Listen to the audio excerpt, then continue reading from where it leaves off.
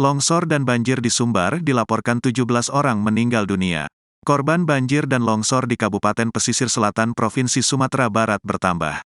Hingga Sabtu, tanggal 9 Maret tahun 2024, siang, tim gabungan berhasil mengevakuasi 14 korban meninggal dunia.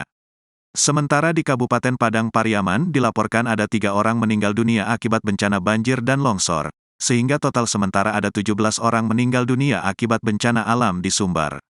Dibantu masyarakat sekitar, tim gabungan berjibaku mengevakuasi korban longsor di daerah Kecamatan Tarusan, Kabupaten Pesisir Selatan, Provinsi Sumatera Barat. Korban dihantam longsor sehingga mobil yang dikendarainya masuk ke dalam sungai. Tidak hanya satu mobil, akibat longsor 3 mobil dan 1 pengendara motor terseret masuk sungai. 7 orang berhasil dievakuasi dalam kondisi meninggal dunia.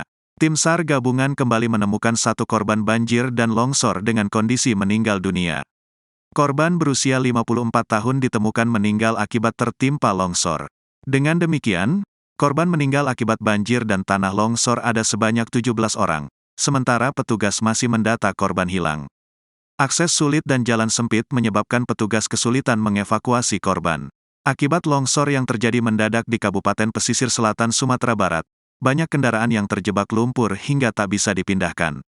Kendaraan yang ada di jalan terjebak lumpur saat longsor terjadi, para pengendara kebingungan memindahkan kendaraan yang terjebak. Cuaca ekstrim menyebabkan longsor lebih dari 20 titik di Kabupaten Pesisir Selatan, Sumatera Barat.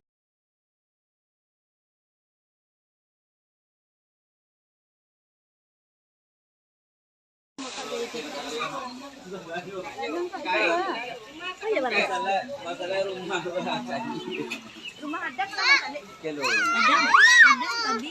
Bang, kayu apa nih?